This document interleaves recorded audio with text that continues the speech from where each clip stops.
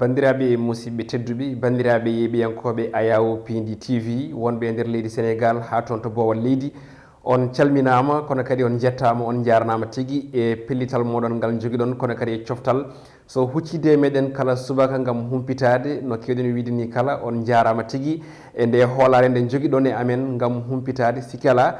ko humnude aadi saabu fulɓe mbi aadi bil aadi salade aadi ɓuuri firtude aadi wadde aadi amen e moɗon ko roɓido jayndeji hono kala subaka hay sinno tawi hande ɗo junggo men ñaama ɗo banimen debbo ne wayno Aissata Ndiaye ala ɗo wadde on paami ko yewede mawde joguiɗen e plateau o kono kadi en jeewaka saabu famde en oɗon kuccite meɗen e kala subaka kono kadi e kala ñalawma o kala ɗum ɗon noon ko weltare mawde wonani min tigui hokkude on ko cohluɗon ko to banggue roɓiɗo jayndeji dawoji ɗo e leydi men Sénégal e ɗi roɓiɗo jayndeji noon haade men arde majji no kewɗen wiide ni kala saabu en mbi nane ko salade aadi ɓuuri firtudade wadde kumnen aadi o so wiide bandiraɓe julɓeɓe assalamu aleykum wa rahmatullahi taala wa barakatuhu sikala holko ɓuuri tengtude e roɓiɗo jayndeji men hande eɗen kewi hen arde ñalawma hande o ne wayno ko kabaru goto ko oɗo boros coronavirus ɓeydima ngaylade ɓeydima ngabbude e nder leydi men Sénégal ɗum jeeyi sababu noon laamu ngu ne wayno findini walla mbiyen artiri tigui ko ganduɗa ko ɗum woni pellite kewɗe ko ɗum jeeyi sababu noon jayndeji leydi Sénégal pini dawi hen e o subaka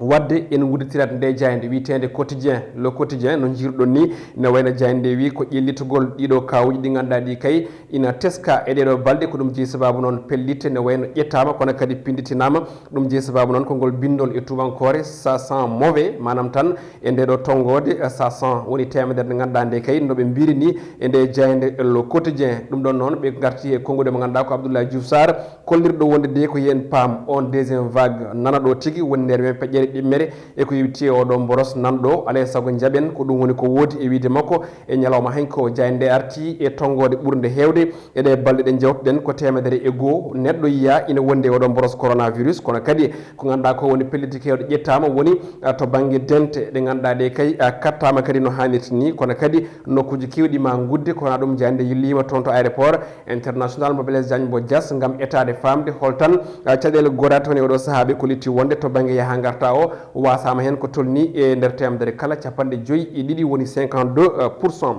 jayde vox populi kam nen natiri dingaral koyeɗen pellitte e natal o mo ganduɗa ko Antoine Diome mo ganduɗa kam tigui woni jagoɗo tambiɗo gueɗe ndenka e ko ganduɗa ko woni kisal leydi Sénégal ɓe koliti wonde de o artiri ha joni pellitte ɗe Aly Ngouille Ndiaye accunoɗo henne ɗe tawi koɗe ɗaninoɗe yidde wiide de o finnitini ɗen ɗon pellitte ko wayno hadde yimɓeɓe dente kewɗe kono kadi e hadde yimɓeɓe tellade e tufɗe maaje kadɗe ɗe woni plage uji ɗi kono kadi e uddude nokkuji ko wiyete salle de sport ha ni espace public woni to ɗum yimɓeɓe ɓurno wawde hawrude kono kadi e salle uji ganduɗa ɗi ko pijirloji hani e dente foof de haɗama kono kadi masque obligatoire manam neɗɗo alay saago de o suumo tawi koye e ala e saago e nder ko wiyete to banggue transport woni yaaha garta o public kam e privé kono kadi e marché ji woni jeeri ɗi ganduɗa ɗi kay ko centre uji commerciaux foof de o saaha hande kala hen naɗo tan yo fam ina foti e suumade woni ɓornade masque goɗɗum ko tawete e nder nden jayde ha joni koye gueɗe covid 19 ko toon to assemblée nationale ɓe kolliti wonde ko sardiyankoɓe woni subaɓe tedduɓe tato kañumen o saaha hande goni eko wiyete réanimation caggal nde ɓe keeɓi on ɗon covid ne tawe e hello jeeɗiɗi e nde jayde vox populi jayde las quotidien kañum ne ari e oɗo saaha hande kono kañum yeehi ha to ɓuuri woɗɗude so hollidde wonde de ko wiyete fête de fin d'année ene wayno de koko jogori walla haytinama ni kono kadi saluji kewɗi to banggue spectacle uddama terrain to banggue football kamne kadi kaɗama tigui yahede ɓe kolliti wonde noon ko covid 19 ina tan de ha joni jokki ha joni hadde ɓeɓe ganduɗa ɓe ko nalankoɓe wadde ko beela kono kadi e waɗoɓe coftal balli e yidde munen ina tawe helle jeegom e jeeɗiɗi e nde jayde las quotidien jayde nde ganduɗa nde ko libération natiri konngudi walla mbiyen natiri dingiral ko konngudi Abdoulaye Diouf Sarr jagorɗo tambiɗo gueɗe cellal ɓalli leydi Sénégal kuccinnoɗo hanki e jayndiyankoɓe ko wiyete gouvernement face à la presse eɗen gandi ko hanki wonno woni deuxiéme on ɗon phase mo ganduɗa noon mo ganduɗa ko Abdoulaye Diouf Sarr o arti e gonka kame sifa covid 19 ɗo e leydi men Sénégal so wiide makko noon koye en ganduɗe gonɗen tigui koye on deuxiéme vague woni nder men peƴƴere ɗimmere o arti hen ko ɓuuri yajde holliti wonde de jeeyi on sababu ne wayno ko yimɓeɓe gaccitima ɗen ɗon kaaɗe ɗe ganduɗa ɗe ina mbadno ɗo kono kadi yooɓe gandu luural ala ko wiyete oɗo vaccin mo ganduɗa Sénégal ina ɗaɓɓa ɗum ɗum won winoɓe ɗo omo ganduɗa ko Marie Khemesse Ngom Ndiaye hollitiri wonde de Sénégal ma ƴeewoy vaccin goɗɗo walla heeɓi e wiide makko noon luural ala hakkude mabɓe kono de Sénégal oɗo saaha hannde inana yewtide no hannirta ni gam heɓde o vaccin biteɗo Moderna tawi ko vaccin dowlaji dentuɗi jayde Le Soleil jayde guendire nde woɗani en ɗo jayde ande Konguɗo Abdoulaye Diouf Sarr nde wayno ko hen tigui nde arti ɓeydugol ɗi kawuji Covid-19 e ɗeɗo balɗe o holliti wonde de koso tawi gueɗe ɗe ina mbawa ha joni waɗede ha ɗum ɗon iwa alay saago ɗum waɗe ɗin Konguɗi ɗi refti kanko Abdoulaye Diouf Sarr o holliti wonde kadi Sénégal ma heeb ko ganduɗa ko ɗum woni vaccin tawi de on vaccin ene gonɗin ɗum kono kadi ina yaadi hen o nguɗo gomu witengu OMS woni fedde tambide kala ko yewti banggue gueɗe cellal ɓalli windere nde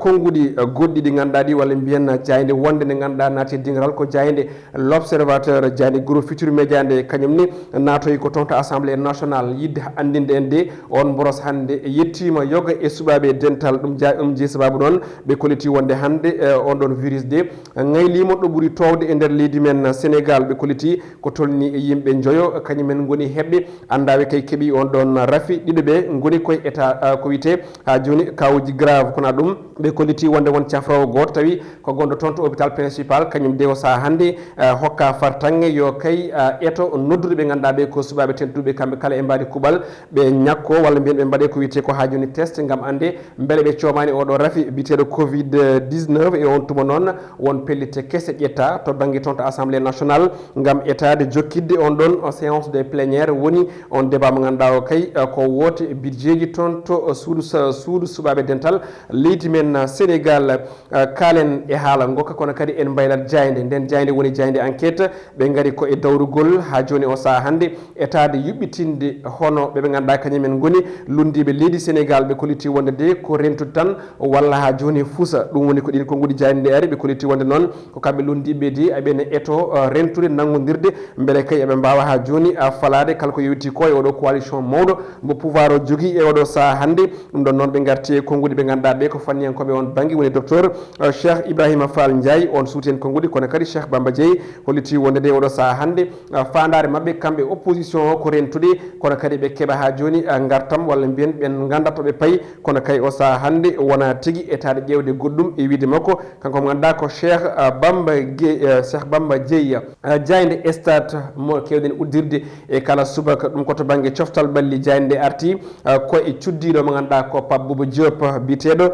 hono Marie Oudé Diop kanko de suuti konngudi tawi koye ɓerde yanje o haali ɗum so wiide makko de ene wayno omo huuli ruttade toon to Lens holko jeeyi on sababu ina tawi e hello jeegom kono hade nden o arti tigui e holno ne wayno tuubiri to banggue holko nannimo walla holno Pape Bouba Diop ne wayno nannirimo e l'islam woni diine l'islam oɗo mo gonɗen o holliti wonde noon ko Pape Bouba Diop e hoore muɗum jangguinima ko heewi e ko yewti e on ɗon diine l'islam o arti kadi e rafi cellal o mo ganduɗa o ko Pape Bouba Diop holno fuɗɗiri e makko so wiide de ɗum adi foof ko jaggude junggo makko kono ɗum ko o arti tigui e ko yewti e yidde makko wattanide saabu holliti ndin ɗon mbarode de yinno ko artuɗo ɗo e leydi men Sénégal tawi kala ko ine kewa tawamo ɗo tigui e wiide on ɗon cuddiɗo makko kono ɗum o arti kadi e hono sifa makko e wiide makko hono min noddirteɓe les génération 2002 manam ɓeɓe ganduɗa ko génération 2002 kañumen tan ina kormima kono kadi ina dokkima teddugal no hannirta ni woni ko arti kanko biteɗo Marie Obe Diop hanki udditi kaɗo haala kowona ɗum ina tawe hen classement FIFA hitaɓe ujunnaje ɗiɗi e nogas ɓe kolliti wonde de ko Sénégal woni leydi gardiri to banggue Afrique joɗade tigui e dow gardigu on ɗon classement to banggue ɗo e dunde Afrique ko tolni e lebbi nogas e joyyi ɗum woni ko jayde nde uddiri e oɗo subaka hande e wadde on paami ha hande koye coftal ɓalli keddotoɗen e ñalawma hande o en kalino ɗeɗo balɗe jewtuɗe kolliɗen wonde ma en gartu e ko jiiɗen ko ɓoyani ko to banggue racisme e to banggue football eɗen gandi ko ɓoyani ko Demba Ba ɓiɗɗo Sénégal naajo hakkude potital Paris Saint-Germain e 6e et dernière journée Ligue des champions européenne ne wayno e club makko Başakşehir en jii tigui ko caɗele mawɗe e teska hen kono kadi ma en gartu e lelgo woni yimɓe hewɓe namdima en programme ñalawma vendredi kono kadi e programme pottiti ko wiyete potiti mawɗe ɗe ganduɗa ɗe ina poti fettude e weekend o ha tengti e ñalawma samedi janggo wadde ko adi hay hunde en garat e on ɗon racisme mo kalɗen holko faɗa e football ko wona ko ganduɗa ko woni leñam leñamagu holko faɗa e terrain o ko wona leñam leñamagu ko adi kala ko wasde yonnude ko ganduɗa ko woni won e waɗeɓe ina noddira ɓaleɓe ha tengti ko guddi ganduɗa ɗi koɗo yimɓe noddirtuno guila e saaha ko wiyete ko jimadi ha tengti ittude ɓaleɓe ɗo e dunde afrique ina nawa ɗum to banggue amérique europe hay ko nandi hen ɗum ɗon noon ɗin konguɗi hande so tawi duuɓi temedde poɗɗi ni ha hande ene garta e terrain tawi terrain kadi aussi wiya ko sport faltaki boɗejo e ɓalejo ni danejo donc noon eɗen ñugui oɗo arbitre woni 4e arbitre mo ganduɗa suuti konguɗi fewde mo ganduɗa ko woni Archil Webo kono kadi en jonni réaction Paris Saint-Germain ha tengti e président mabɓe mo ganduɗa ko Nasser El Khalifi baɗɗo tigui hono conventionné numéro 9 tawi ko inde Archil Webo waɗi hen gam hollirde wonde kamɓe ɓe jaadani e racisme kono kadi en jonni darde dendagal kippu Paris Saint-Germain kono kadi en jonni darde omo ganduɗa ko ɓiɗɗo Sénégal najo ɓiɗɗo mo dondo o wiyete ko Demba Ba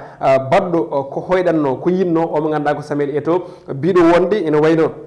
holko woni jaabol ɓurgol yodde e ɓurgol ha joni yuɓɓude e jabtade gueɗe racisme so tawi ɓalejo ñiŋama walla mbiyen wiyama biyojo bonde e nder terrain so wona hay hunde ko accude on ɗon match yalta e muɗum ha laaɓa kañum e yimɓe muɗum kala ene wayno ko ɗum o ronkuno kanko Samuel Eto'o kono Demba Ba waddinimo ɗum e jamma hiccenko sen belama mbiyen ko weltare mawde o heeɓi kanko Samuel Eto'o saabu wiide makko ɗum woni tan gueɗal ngal ganduɗa ngal hande ina wawi ittude racisme to banggue football ɗum ɗon noon en jii hen réaction ji mantiniɗi kono kadi eɗen cifto réaction mo ganduɗa ko Dani Alves latéral droit mo ganduɗa ko tonto dowla Brésil ancien joueur mbo Paris Saint-Germain kono kadi e tonto nokku biteɗo FC Barcelone kanko Dani Alves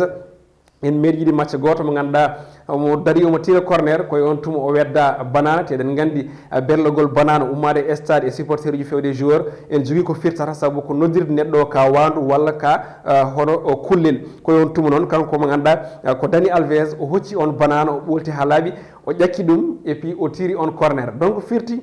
ko hunde foof ene jogui no jaborte hunde foof ene jogui no waɗirte kono kadi aussi par ce que ɓalejo ko Allah tagui ɗum ko hono kadi aussi no taguiri boɗejo ni wadde yimɓe foti yimɓe foof poti to banggue Allah yimɓe foof poti to banggue ganduɗa ko woni football o e terrain ɗi e ko nandi hen wadde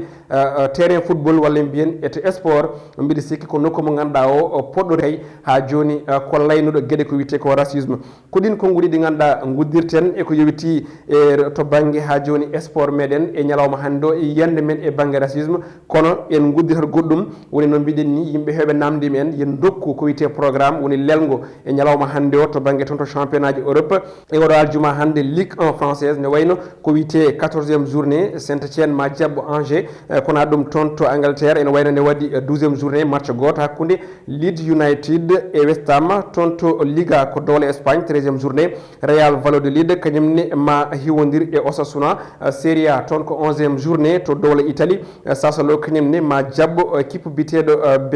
équipe biteɗo ha joni Benevento toon to Bundesliga ko leydi Allemagne Wolfsburg kañumne ko Francfort tigui jogori jaɓɓade pottiti janggo ina goodi ma en gaare majje joni pottirɗe ganduɗa ɗe ko padade kono kadi gulɗe jaw ha tengti toon to Espagne e toon to Angleterre wadde gadortoɗen ko toon to Angleterre hakkude Manchester United e Manchester City ko deux Manchester uji ne wayno kañumen jogori hawrude sanga 17h30 ɗum ɗon ko heure mbo Dakar heure Afrique de l'Ouest kono kadi Everton e Chelsea kadi aussi ko sanga 20h heure Afrique de l'Ouest kono ɗum Newcastle e West Bromwich Albion ko 15h Wolverhampton kañum e Aston Villa ko 12h30 ɗum ko toon to Angleterre toon to Espagne ne waɗi match paɗaɗo ko hakkude Real Madrid jaltuɗo tigui e on ɗon Ligue des Champions mo ganduɗa ko jaltugol mantinigol so arde tête caggal nde hulono yaade ligue yaade toon to Europa League kamɓe tigui jabboto Atlético Madrid ɗum ɗon kadi ko sanga 20h ko match tigui paɗaɗo kono kadi e Valence hakkude mum e Athletic Club ene wayno ko quelques résultats ji walla mbiyen programme uji ɗi dokkuɗen gam yimɓeɓe mbatta hakkillaji mumen e weekend o ko hunde ganduɗa nde ko sport tigui ko coftal balli eɗen gandi yewoɓe hewɓe ina jiiɗi ko wiyete ko coftal balli kono kadi ene jiiɗi humpitade fanno wadde ko ɗo tigui guddirten roɓino men jayde jewɗo subaka hande en jetti Mansour Sow alias Thiad to banggue caméra o waɗani Amadou Touré gorko mo toon to ganduɗa ko woni Gabou musidɓe tedduɓe yesso haalirde nde walla mbiyen micro ko musidɗo moon Amadou Moussa an aadi men ko altine so Allahu lamɗo jaaɓi yen ñalla jam